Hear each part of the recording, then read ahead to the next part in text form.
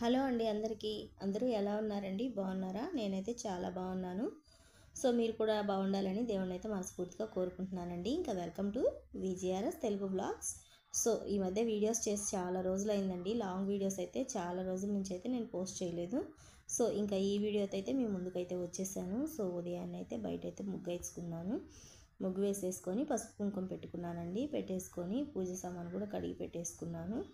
So అందరైతే శ్రావణ మాసం పనులతోటైతే కాస్త బిజీగా ఉండుంటారు కదా. సో నేను కూడా కాస్త అంతేనండి, కొంచెం ఇంట్లో పనితోనే సరిపోతూ ఉంది. ఇంకా ఈరోజైతే శనివారం రోజు వీడియో అండి ఇది. అంటే వరలక్ష్మి వ్రతం అయిపోయిన తర్వాత రోజు వీడియో ఇది.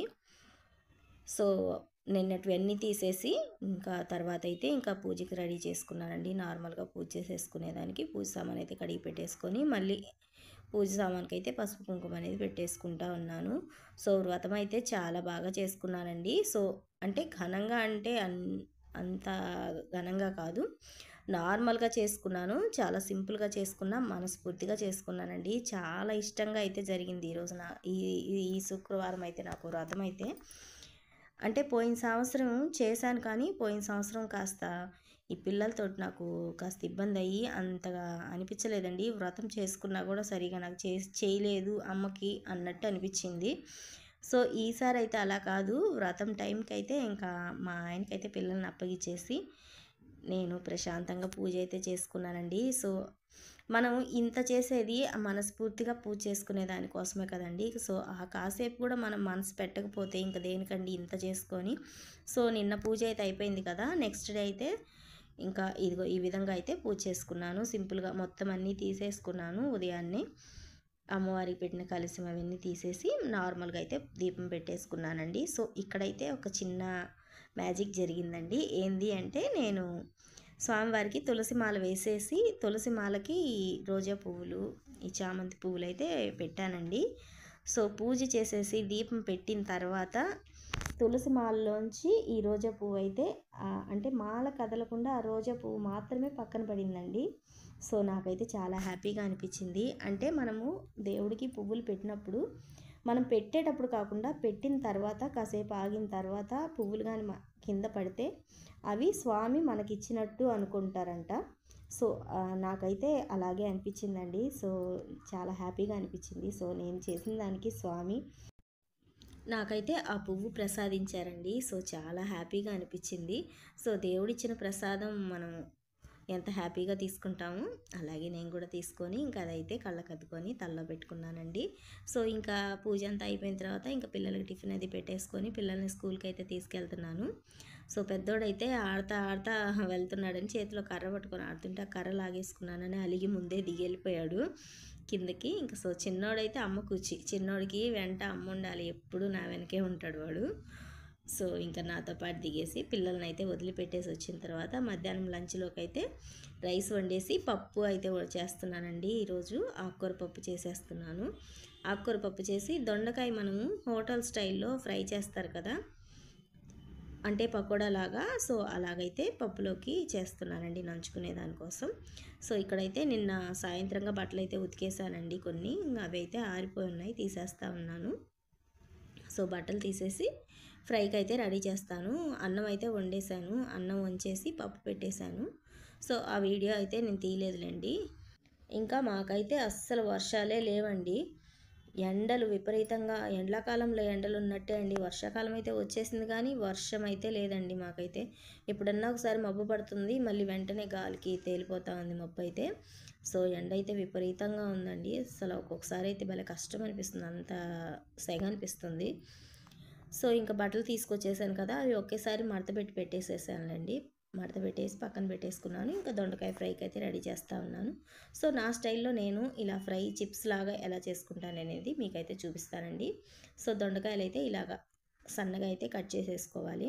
సో సన్నగా కట్ చేసుకున్న తర్వాత ఒక మీడియం సైజు ఉల్లిపాయలు అయితే 2 తీసుకున్నానండి. ఇవి 1/2 కేజీ దొండకాయలు తీసుకున్నానండి నేను. పిల్లలు బాగా ఇష్టంగా తింటారు, సో అందుకనేసి కొంచెం ఎక్కువ చేస్తున్నాను. 1/2 కేజీ దొండకాయలు తీసుకున్నాను. ఫ్రెష్ కరివేపాకు అండి. నార్మల్గా మనం కూరల్లో వేస్తే కరివేపాకు తీసి పక్కన పెడతాం కదా, అదే ఇలా వేసుకున్నాం అనుకోండి కరివేపాకు బాగా వేగిపోతుంది. పిల్లలు కూడా అంటే తెలియకుండా తింటారు. పిల్లలనే కాదు పెద్దవాళ్ళైనా కూడా అలాగే తినేస్తారు. ఇందులో ఒక మిర్చి అయితే సన్నగా కట్ చేసి వేసుకున్నాను. ఒక 2 ఉల్లిపాయలు మీడియం సైజు అయితే కొంచెం పొడవుగా కట్ చేసి వేసుకున్నాను. ఒక అర స్పూన్ జీలకర్ర, ఇందులోకి సరిపడా ఉప్పు, ఒక చిటికెడు సోడా ఉప్పు, ఒక స్పూన్ కారం, జస్ట్ కొంచెం అయితే పసుపు. ఇవి దీంతో పాటు శనగపిండి అండి. శనగపిండి ఒక 3 స్పూన్స్ అయితే వేసాను. శనగపిండితో పాటే కార్న్ఫ్లోర్ కూడా 3 స్పూన్లు అయితే వేసేసుకున్నానండి. వేసుకొని ఇందులో వాటర్ ఉంటుంది కాబట్టి వాటర్ అయితే వేసుకోకుండా ఆ దొండకాయని బాగా నలిపినట్టుగా పిండి గట్టిగా అయితే కలుపుకోవాలండి. మనం పకోడా పిండి కలుపుకున్నట్టు, అంటే మనం గట్టి పకోడాకి కలుపుకుంటాం కదా, ఆ విధంగా ఉల్లిపాయలు దొండకాయ గట్టిగా కలిపేసుకున్నాం అనుకోండి, దొండకాయలో ఉల్లిపాయలో వాటర్ అయితే ఉంటుంది కాబట్టి ఆ వాటరే కరెక్ట్గా సరిపోతుంది. ఇందులో ఒక గుప్పిడైతే వేరుశనగపప్పు కూడా వేసుకున్నానండి నేను, అది స్కిప్ అయిపోయింది. ఇంకా ఇదంతా బాగా కలిపేసుకుంటున్నాను. కలిపి పక్కన పెట్టేసుకోవాలి. ఒక 10 నిమిషాలు నానబెట్టేసుకున్నాం అనుకోండి, ఆ పిండి ఉప్పు అవన్నీ ఉప్పు కారం ఇవన్నీ కూడా ఆ దొండకాయకి బాగా పడుతుంది.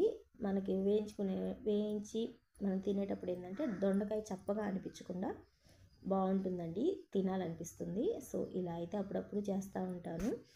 ఒకసారి ఇట్లాగే తెప్పించానండి, బయట పప్పు ఇట్లా ఫ్రై తెప్పించాను. ఆ రోజు అయితే మా చిన్నోడికి బాగా నచ్చింది. సో అప్పటి నుంచి అప్పుడప్పుడు ఇలా కాలీఫ్లవర్ తోటి, క్యాబేజ్ తోటి, దొండకాయ, బెండకాయ అప్పుడప్పుడు చేస్తూ ఉంటాను. సో మన వీడియోస్ రెగ్యులర్గా నేనైతే పోస్ట్ చేయట్లేదు కాబట్టి ఇంకా వంటలన్నీ మిస్ అయిపోతూ ఉంది. ఇంక నుంచి అయితే చేయాలనుకుంటున్నానండి. సో వీలు బట్టి చేస్తూ ఉంటాను. సో ఆయిల్ అయితే పెట్టేసుకున్నాను కదా, ఆయిల్ హీట్ అయిన తర్వాత ఇవైతే నార్మల్ మనం పకోడా వేసుకుంటాం కదా, అలా విడివిడిగా వేసేసుకుంటాము. వేగిన తర్వాత దొండకాయలన్నీ విడివిడిగా వచ్చేస్తాయండి. అంటే ఆ పిండి అనేది దొండకాయకి పట్టుకుంటుంది కాబట్టి బాగా డ్రైగా వేయించేసుకుంటే గోల్డెన్ బ్రౌన్ కలర్ వచ్చేలాగా వేయించుకున్నాం అనుకోండి, చాలా బాగుంటాయండి. ఇంకా మా చిన్నోడికైతే అన్నంలో కంటే కూడా ఇవి గిన్నెలో కానీ వేసి ఇచ్చాను అనుకోండి, వాడు అటు ఇటు తిరుగుతా ఆడుకుంటా తింటూ ఉంటాడండి. వాడికి అలా ఇష్టం. సో అన్నంలో తినే కంటే కూడా అలా బాగా తింటాడు.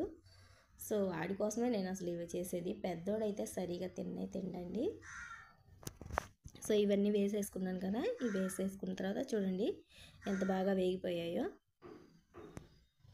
ఇంక ఇవైతే పక్కకు తీసేసుకొని మళ్ళీ ఇంకొక వాయికి అయితే వేసుకుంటున్నానండి.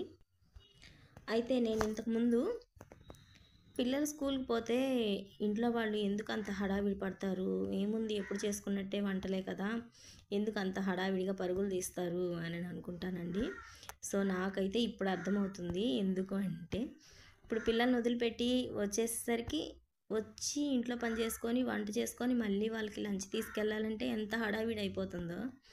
సో అదే ఏదైనా కానీ ఒక్కొక్కసారి మనం పడితే కానీ మనకి ఆ బాధ అనేది తెలియదండి. కొన్ని విషయాల్లో తేలిగ్గా తీసేస్తాము. సో నేనైతే చాలాసార్లు అనుకున్నాను, ఎందుకు ఇంత హైరాణ పడతారు, అంటే ఇంట్లో నార్మల్గా చేసుకునే వంటలే కదా, అవే చేసి పంపిస్తున్నాం, మనం వెరైటీ చేయట్లేదు కదా, టైం సరిపోద్ది కదా అన్నట్టు అనుకునేదాన్ని.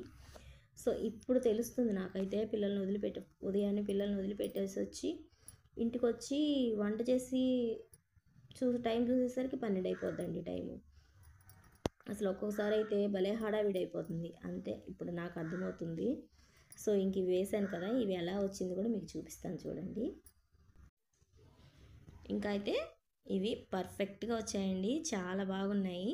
అంటే మనం అచ్చం బయట తీసుకున్నట్లే ఉన్నాయండి. టేస్ట్ కూడా కరెక్ట్గా ఉంది. అంటే ఉప్పు కారం ఇవన్నీ కరెక్ట్గా సరిపోయినాయి. అంటే పచ్చిమిరపకాయలు వేసాను కదా, అక్కడక్కడ పచ్చిమిరపకాయలు తగిలితే కారం అనిపిస్తుందేమో అనుకున్నాను, కానీ లేదండి. ఆ శనగపిండి ఉప్పు ఇవన్నీ వేసుకున్నాం కదా, మధ్య మధ్యలో వేరుశనగపప్పు తగులుతున్నాయి కదా, అందువల్ల ఆ మిర్చి కూడా మనకు కారం అనిపించలేదు. సో ఇవి చేసేసిన తర్వాత పిల్లలకి లంచ్ తీసుకెళ్ళి ఇచ్చేసి వచ్చానండి. ఇచ్చి కాదు, తినబెట్టి వచ్చేసాను.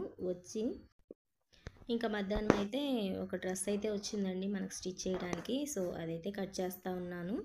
సో ఇది కట్ చేసి ఈరోజైతే ఈ డ్రెస్ అయితే స్టిచ్ చేసి ఇచ్చేయాలి. సో ఈ రోజుకైతే ఇంతేనండి వీడియో తప్పకుండా నచ్చింది అనుకుంటున్నాను. సో మన వీడియోస్ లేట్ అవుతున్నాయి అనుకోకుండా మన ఛానల్ అయితే సబ్స్క్రైబ్ చేసుకొని నన్నైతే ముందుకు తీసుకెళ్ళండి. ఇంక నుంచి అన్నా ట్రై చేస్తానండి. సో, నేనేమో చెయ్యాలనుకుంటున్నాను. అంటే వీడియోస్ అయితే తీస్తా ఉన్నానండి. వీడియోస్ తీస్తున్నాను గానీ, అవి ఎడిట్ చేసి పోస్ట్ చేసేదానికే నాకు కుదరట్లేదండి. ఒక్కొక్కసారి చిన్న చిన్న షార్ట్‌లు అయితే చేయగలుగుతున్నాను గానీ, లాంగ్ వీడియోస్ తీస్తున్నాను గానీ, ఇంకా అవి రోజులు గడిచిపోతున్నాయి కదా! ఎప్పుడు తీసిన వీడియోనో ఇప్పుడు ఎందుకు పెట్టడం, అట్లే రోజులు గడిచిపోతున్నాయని మళ్ళీ అది డిలీట్ చేయటం. ఇలాగే అవుతుందండి. సో, నాకే ఇలాగవుతుందా? అందరు యూట్యూబర్స్ అందరూ ఇలాగే ఉన్నారా అని నాకైతే తెలీదు.